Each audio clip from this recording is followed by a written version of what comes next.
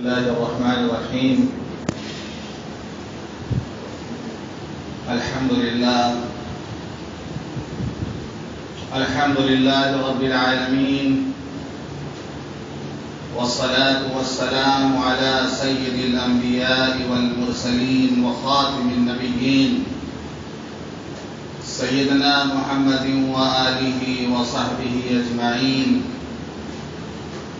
ومن تبعهم بإحسان ودعا بدعوتهم إلى يوم الدين. أما بعد،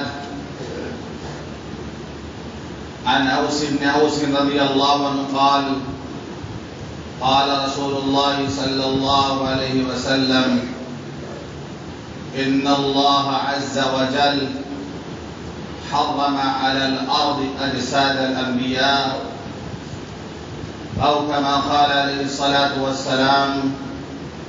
رواه أبو داود.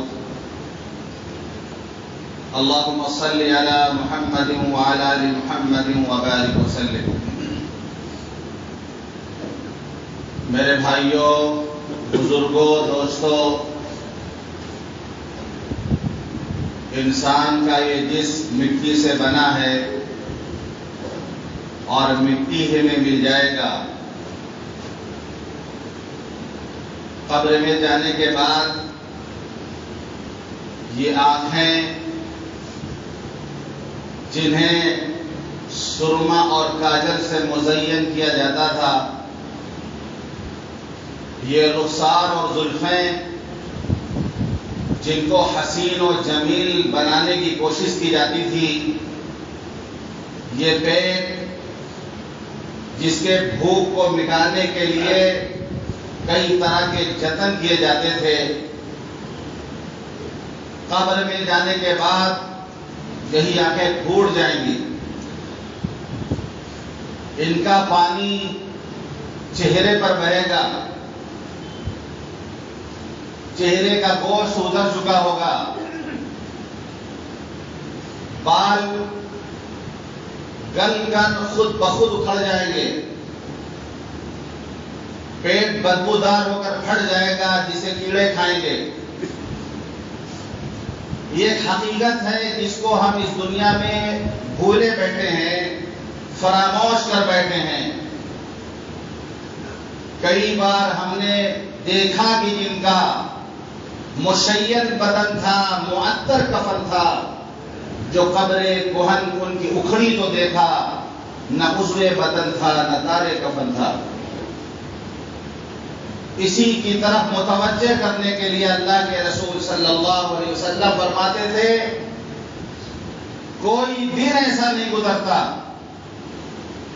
کوئی دن ایسا نہیں گزرتا کہ قبر یہ اعلان نہ کرتی ہو: انا بیت الغربہ، انا بیت الوحدہ، انا بیت التراب، انا بیت الدود.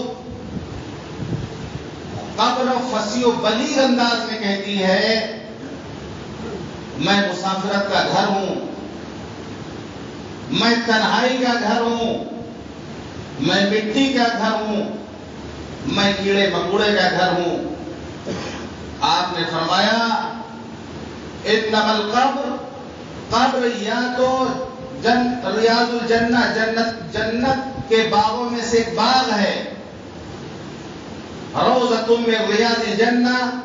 قبر یا تو جنت کے باغوں میں سے ایک باغ ہے، او حفرۃ من حفر النار، یا جہنم کے گڑھوں میں سے گڑھا ہے.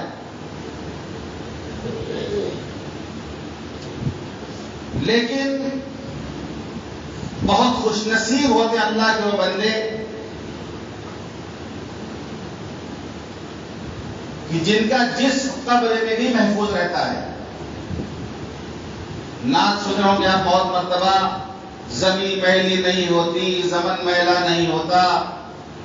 زمین میلی نہیں ہوتی، زمن میلا نہیں ہوتا، محمد کے غلاموں کا کفن میلا نہیں ہوتا. سنا ہوگا آپ لوگوں نے اس کو. تو بہت سارے خوش نصیب ایسے بھی ہوتے ہیں جن کا جسم بھی اللہ باقی رکھتا ہے. چنانچہ حدیث پاک میں آتا ہے ابو داؤد شریف کی روایت ہے جو میں نے ابھی آپ حضرات کے سامنے پڑھی، اس کا آخر کا حصہ پڑھا، طویل حدیث ہے۔ حدیث کے راوی حضرت اوس بن اوس رضی اللہ عنہ روایت کرتے ہیں کہ اللہ کے رسول صلی اللہ علیہ وسلم نے فرمایا تمہارے دنوں میں جمعہ کا دن سب سے افضل اور بہتر ہے۔ اسی دن حضرت آدم علیہ السلام کی تخلیق ہوئی، اسی دن ان کا انتقال ہوا، اسی دن قیامت قائم ہوگی۔ جمعہ کے دن مجھ پر کثرت سے درود بھیجا کرو، جمعہ کے دن مجھ پر کثرت سے درود بھیجا کرو، تمہارا درود ہم تک پہنچایا جاتا ہے، تمہارا درود ہم تک پہنچایا جائے گا۔ تو صحابہ نے عرض کیا اللہ کے رسول درود آپ تک کیسے پہنچے گا جبکہ آپ تو دنیا سے رخصت ہونے کے بعد آپ کا جسم بوسیدہ ہو چکا ہوگا؟ تو اللہ کے رسول صلی اللہ علیہ وسلم نے فرمایا ان اللہ عز وجل حرم علی الارض ان تأکل اجساد الانبیاء، اللہ تعالیٰ نے زمین پر حرام کر دیا ہے کہ وہ انبیاء کرام کے جسموں کو کھائے۔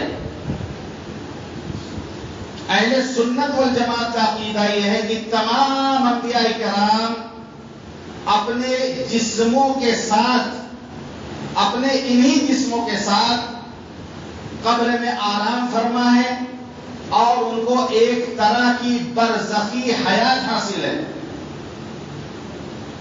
یعنی ان کا جسم، ہر نبی کا جسم بالکل صحیح سالم اور ایک طرح کی برزخی حیات انہیں حاصل ہے۔ تو انبیاء کے جسموں کو زمین نہیں کھا سکتی، اللہ نے زمین کے لیے یہ حرام قرار دیا ہے۔ یہ اعزاز ہے انبیاء کا، یہ کرام ہے انبیاء کا۔ دوسرا نمبر آتا ہے شہداء کا، لیکن ہر شہید کے ساتھ ایسا ہو یہ ضروری نہیں ہے، کیونکہ شہداء کو جو برزخی زندگی ملتی ہے اس کے لیے اسی جسم کا ہونا ضروری نہیں ہے،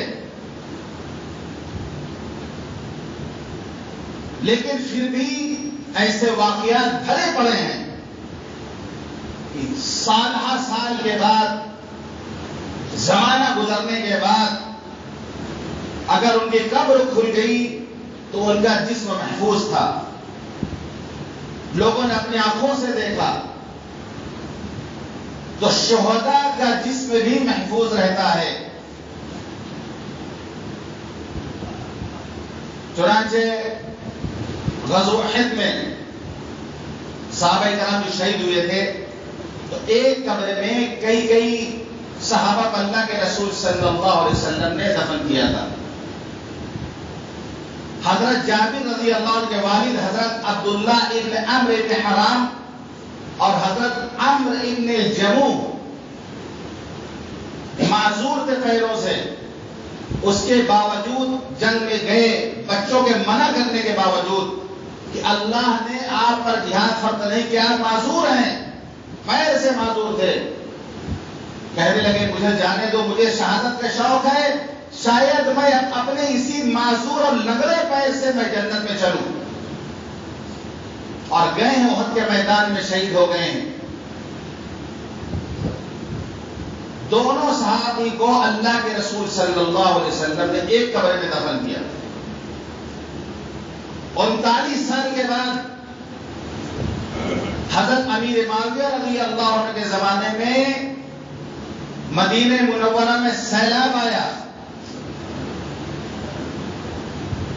یہ قبر نشیب میں تھی تو پانی آ گیا تھا، جس کی وجہ سے ان کی قبر کھول کر کے دوسری جگہ منتقل کیا گیا، تو دیکھا گیا کہ دونوں حضرات کا جسم بالکل محفوظ ہے، کوئی تغیر نہیں آیا ہے، خوشبو آ رہی ہے، یہاں تک کہ ایک صاحب کا ہاتھ زخم پر رکھا ہوا تھا، وہاں سے ہاتھ ہٹایا گیا تو خون نکلنے لگا، پھر ہاتھ اپنی جگہ واپس چلا گیا، جبکہ ان کو شہید ہوئے 39 سال گزر چکے تھے۔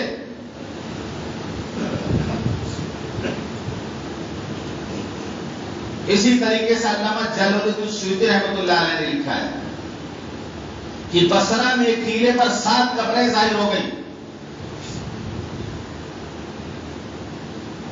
ان کا جسم بالکل تر و تازہ تھا اور کفن سے خوشبو آ رہی تھی. ان میں ایک نوجوان بھی تھا جس کی زلفیں تھیں اور سرما آنکھوں میں لگا رکھا تھا اس نے. ایک ہونٹ اتنا تر و تازہ تھا کہ جیسا ابھی انہوں نے پانی پیا ہے. لگتا ابھی انہوں نے پانی پیا ہے. لوگوں نے سر کے بال دیکھے, بال وہ بھی اپنی جگہ بہت مضبوط کی, اکھاڑنے سے اکھاڑ نہیں سکتے تھے. اور کوکھ میں زخموں کے نشان. تو اس طریقے سے بہت سارے واقعات ہیں. آپ کی اس صدی میں واقعہ ہوا ہے. 1939 میں ایک واقعہ ہوا عراق میں. 2 صحابی حضرت حذیفہ بن الیمان رضی اللہ عنہ اور حضرت عبداللہ بن جابر رضی اللہ عنہ, 2 صحابی عراق کے بادشاہ کو خواب میں آئے کہ دریائے دجلہ کا پانی ہماری قبروں میں آ رہا, ہم کو یہاں سے منتقل کرو. بادشاہ نے دکھوایا کہ پانی تو کہیں سے نہیں جا رہا, لیکن کئی دن مسلسل یہ حضرات خواب میں نظر آئے. بادشاہ نے علماء کو بلایا, مفتیان کرام کو بلایا, اپنا ایک خواب بیان کیا. تو مفتیان کرام نے فتویٰ دیا کہ ان کی قبر کو کھول کر دیکھی جائے کہ پانی جا رہا کہ نہیں جا رہا اس میں. جب ان 2 حضرات کی قبر کو کھولا گیا تو اس میں پانی بھرا ہوا تھا.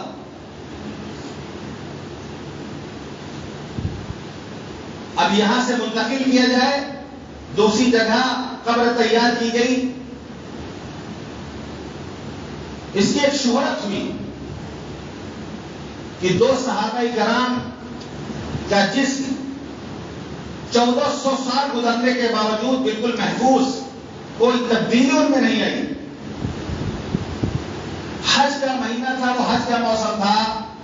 جب سعودی عرب یہ خبر پہنچی تو حاجیوں نے یہ درخواست کی کہ ابھی رک جائیں, یہ جو کارنامہ ہم انجام دینا ہے اس کو 20 شوال 20 ذی الحجہ تک اس کو مؤخر کر دیں, تاکہ ہم لوگ بھی دیکھنا چاہتے ہیں. پورے اہتمام کے ساتھ لوگ گئے, دنیا سے لوگ گئے عراق, جن کے پاس وسائل تھے, اسباب تھے, جو جا سکتے تھے وہ گئے. اور ایک جم غفیر کے سامنے یہاں تک کہ اسکرینیں لگائی گئی, جو قریب نہیں دیکھ سکتے دور سے وہ دیکھ لیں. اس زمانے میں اسکرین کا انتظام کیا گیا, اس منظر کو آنکھوں سے دیکھیں. ایک امراض چشم یعنی آنکھوں کا ماہر ڈاکٹر تھا, غیر مسلم تھا, وہ بھی گیا تھا. اس نے آنکھ دیکھ کے کہا ان کی آنکھوں میں ابھی بھی وہ چمک ہے جو کسی کے انتقال کے تھوڑی دیر بعد ختم ہو جاتی ہے. کسی کے انتقال کے تھوڑی دیر بعد وہ چمک ختم ہو جاتی ہے. 1400 سال گزرنے کے بعد ابھی بھی ان کی آنکھوں میں جو چمک ہے وہ کلمہ پڑھ کر مسلمان ہو جائے. کتنے لوگ اس منظر کو دیکھ کر مسلمان ہوئے. بڑے اہتمام کے ساتھ دونوں حضرات کے جسموں کو وہاں سے منتقل کر کے دوسری جگہ جو قبر بنائی گئی تھی وہاں ان کو دفن کیا گیا. یہی صدی کا واقعہ ہے. حضرت مفتی تقی عثمانی صاحب نے بہت تفصیل کے ساتھ اس واقعے کو اپنی کتاب جہان الفطر میں لکھا ہے. آپ کے ملک سے بھی لوگ گئے اور وہاں انہوں نے خود اپنی آنکھوں سے دیکھا اور اس واقعے کو لکھا. اس وقت کے اخباروں کی سرخیاں بنی ہوئی تھی. تو اس سے پتہ چلتا ہے کہ شہداء کا جسم بھی قبر کے اندر محفوظ رہتا ہے. اور کون لوگ ہیں؟ انبیاء ہو گئے, شہداء ہو گئے. اور کس کی لاش نہیں سڑتی؟ حدیث سے پتہ چلتا ہے کہ مؤذن جو اذان دیتا ہے مؤذن کی لاش بھی نہیں سنتی. ہم تو حقیر سمجھتے ہیں مؤذنوں کو، اذان دینے کو ہم معمولی سمجھتے ہیں، ہم انہیں نوکر کا درجہ دیتے ہیں کہ یہ مسجد کے کام کے لیے، صفائی کے لیے ہیں یہ لوگ. صرف اللہ کے ہاں ان کا یہ مقام ہے. دنیا ہی میں ان کے جسم کو اللہ محفوظ رکھتا ہے. حدیث پاک کے الفاظ ہیں المؤذن المحتسب کے شہید. جیسے شہید اپنے خون میں لتڑا ہوا ہوتا ہے، ایسے ہی اللہ کے لیے اذان دینے والا مؤذن بھی شہید کی طریقے سے ہوتا ہے کہ جس کے جسم کو کیڑے نہیں لگتے. یہ ہے مقام مؤذن کا، یہ ہے مرتبہ مؤذن کا جنہیں ہم حقارت سے دیکھتے ہیں. جو منہ میں آتا کہہ دیتے ہیں، 4 بار سنا دیتے ہیں. اور مقام ان کا یہ ہے کہ جسم ان کا محفوظ. اور قیامت کے دن جب وہ اپنی قبروں سے اٹھیں گے تو اذان دیتے ہوئے اٹھیں گے. وہ یخرجون من قبورہم یؤذن المؤذن، قبروں سے نکلیں گے، مؤذن اذان دے رہا ہوگا. اذان یہ کوئی معمولی چیز نہیں ہے، یہ اذان مکمل دعوت ہے. اذان کے بعد جو دعا پڑھی جاتی اللہم رب ہذہ الدعوۃ التامہ کہا گیا، مکمل دعوت.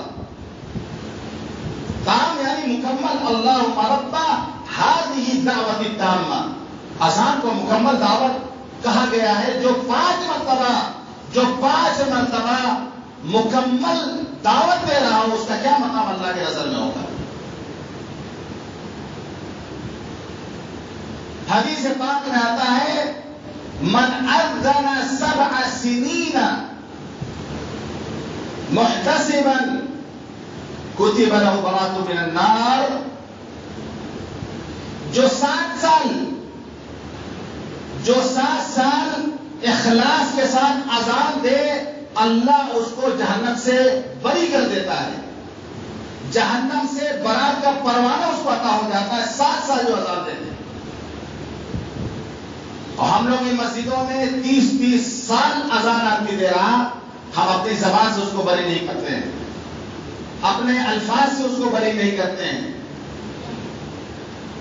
1-2 سال نہیں، ہمارے مؤذن صاحب 30 سال 30-31 سال ہو گئے اذان دیتے اس مسجد میں. ابھی معذوری کی وجہ سے وہ اذان نہیں دے پا رہے ہیں. کتنے لوگ ان کے حال پوچھنے گئے ہوں گے بتائیں مجھے. کسی کو کوئی فرق نہیں پڑتا کیونکہ وقت پر اذان ہو جاتی ہے. کسی کو کوئی فرق نہیں پڑتا کیونکہ وقت پر نماز ہو جاتی ہے. ہم سے سوچتے ہیں صرف نماز تو پڑھ لیا ہم نے، اذان ہو گئی ہم نے نماز پڑھ لیا، لیکن ہمارا مؤذن اس کی آواز نہیں سنائی پڑ رہی ہمیں. ہم 30 سال سے عادی ہو چکے اس آواز سننے کے لیے. ایسا نہیں کہ مدینے میں اذان دینے والا کوئی نہیں تھا. حضرت بلال چلے گئے تھے تو لوگ ان کی کمی کا احساس کر رہے تھے کیونکہ عادی ہو چکے تھے لوگ ان کے اذان سننے کے. اور حضرت بلال جب آئے تو اسے درخواست کی کہ آپ اذان سنا دیجیے. ایسا نہیں کہ اذان دینے والے مدینے میں نہیں تھے، اذان دینے والے تھے، لیکن حضرت بلال کی اذان سننے کے لوگ ترس رہے تھے. اذان تو ہو جاتی، کوئی بھی اذان دے دے گا، لیکن 30 سال سے جس آواز کو ہم سن رہے ہیں عادی ہو چکے ہیں. اذان وہ شخص اذان نہیں دے رہا، وہ شخص اذان نہیں دے رہا. کتنے لوگ خیریت معلوم کرنے کے لیے گئے، کتنوں نے پوچھا کسی سے کہ آخر مؤذن اذان کیوں نہیں دے رہا ہمارے. نہیں ہمارے پاس وقت نہیں، ہمارے پاس کیونکہ مزدور ہیں، یہ مزدور ہیں، ہم ان کو معمولی سمجھتے ہیں. کیوں پوچھیں ان کے بارے میں؟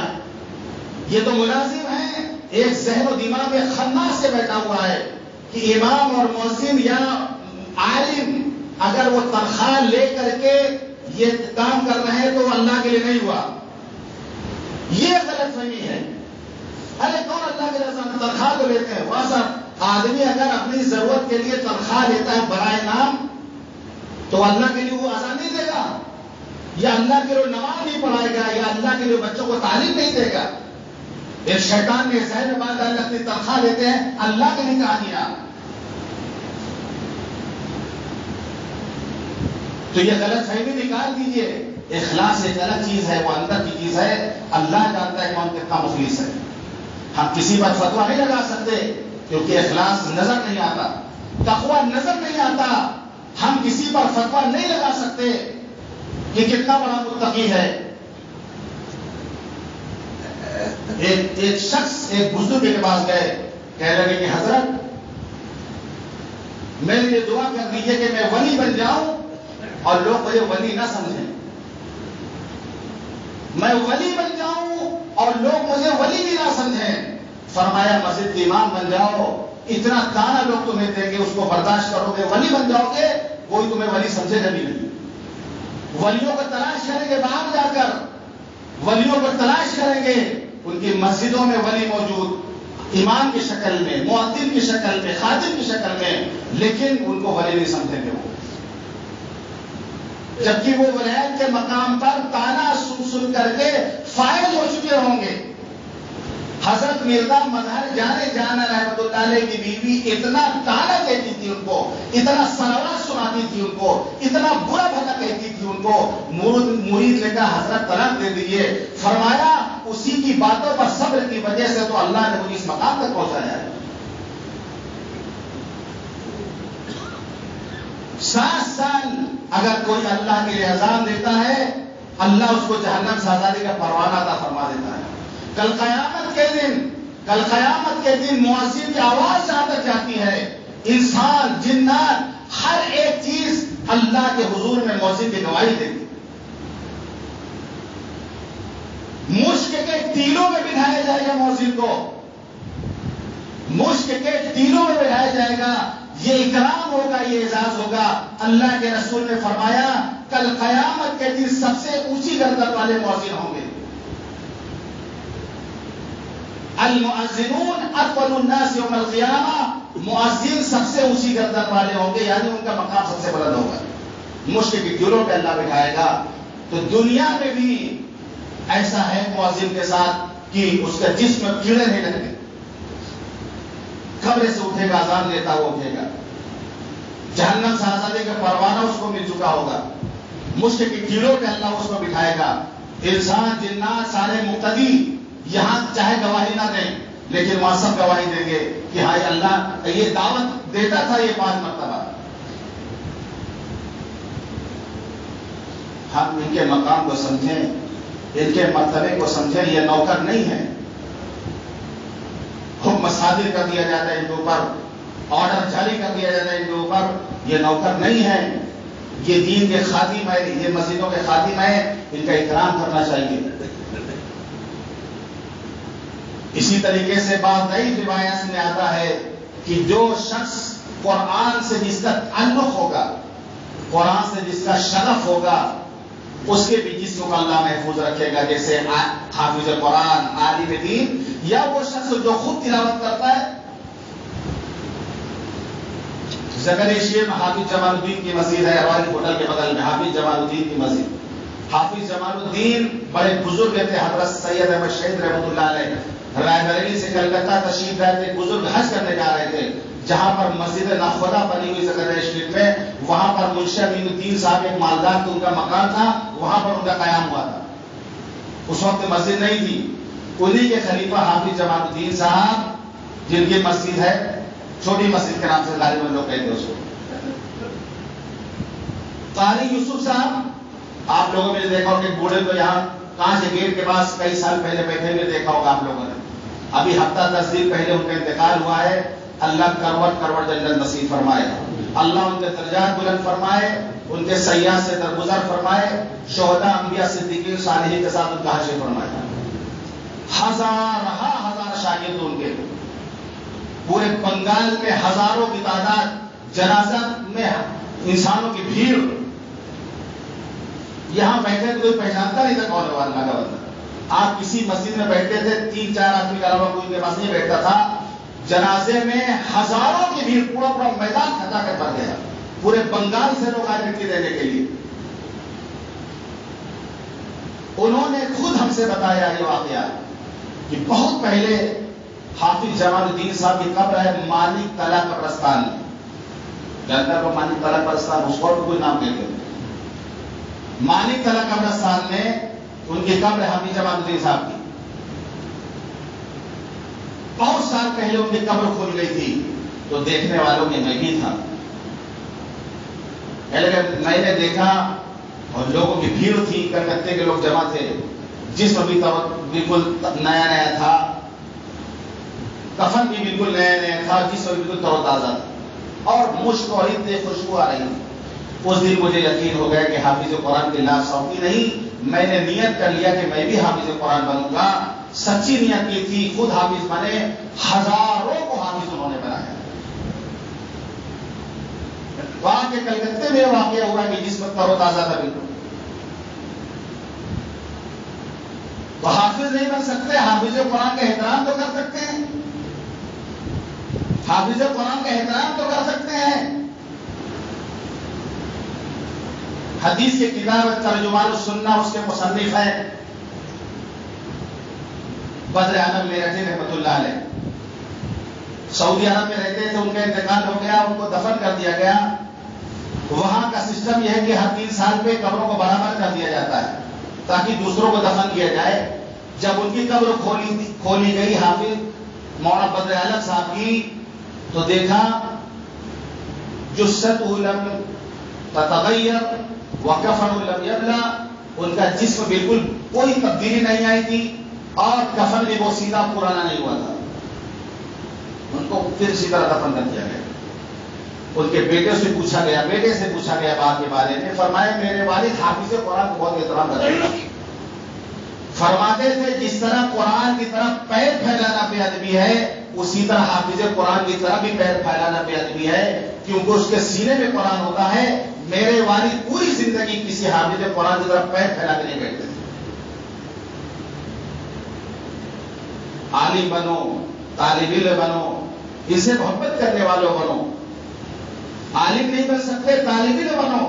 طالب علم نہیں بن سکتے, اسے محبت کرنے والے بنو. اسے نفرت اور دشمنی کرنے والے تو نہ بنو, ورنہ خطرہ اس بات کا ہے کہ ایمان میں خاتمہ نہ ہو. بزرگان بھی فرماتے ہیں خطرہ اس بات کا کہ ایمان میں خاتمہ نہ ہو. تو چند واقعات تھے یہ بتانے کے لیے آپ کو آپ کے سامنے پیش کر دیے گئے تاکہ جان لیں کہ کیا کیا مقام و مرتبہ ہے. ہر ایک کا ہم اکرام کریں, ہر ایک کی ہم قدر کریں. ہم بہت نیک نہیں ہیں, لیکن جو بظاہر نیک نظر آ رہے ہیں, دل کا حال اللہ جانتا ہے, بظاہر تو نیک نظر آ رہے ہیں, اکرام ان کا کریں. ہمارے بڑے ہیں ان کا اکرام کریں.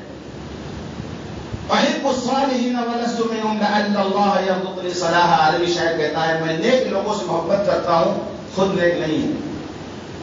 میں نیک لوگوں سے محبت کرتا ہوں, خود نیک نہیں ہوں. شاید اللہ اسی محبت کی برکت سے ہمیں بھی نیک بنا دے. شاید اللہ اس محبت کی برکت سے ہمیں بھی نیک بنا دے. تو دین کے جو خادمین ہیں, چاہے وہ مساجد میں ہوں, چاہے وہ مدارس میں ہوں, یا جس میدان میں بھی ہوں, ہم ان کا احترام کریں, ہم ان کی عزت کریں. یہ اس لیے بتایا گیا کہ ان کا یہ مقام اللہ کے ہاں, مؤذنوں کا یہ مقام اللہ کے ہاں, حفاظ کرام کا یہ مقام اللہ کے ہاں, انبیاء اور شہداء تو یہ بڑے اونچے درجے کے لوگ ہیں, لیکن ان کے خادمین کا یہ مقام ہے. ہم بھی قرآن سے تعلق پیدا کرنے والے بنے, ہم بھی رات دن تلاوت کرنے والے بنے. یہ حافظ قرآن کے ساتھ ایک خاص نہیں ہے, بلکہ جو قرآن میں مشغول ہو, جو قرآن میں مشغول ہو اس کے لیے یہ چیز ہے. لیکن کوئی ضروری انبیاء کے علاوہ چاہے وہ کوئی بھی ہو, کوئی ضروری نہیں کہ اس کا جسم باقی رہے. اللہ تعالیٰ دکھا دیتے ہیں اپنی نشانی کے طور پر, کبھی کبھی ظاہر کر دیتے ہیں, دکھا دیتے ہیں کہ لوگوں کو معلوم ہو جائے کہ اولیاء کے ساتھ یہ معاملہ ہوتا ہے, وہ بھی اللہ کے مقرر ہوتے ہیں. اللہ تعالیٰ ان باتوں پر ہم سب کو عمل کرنے کا توفیق عطا فرمائے. وآخر دعوانا الحمدللہ رب العالمین.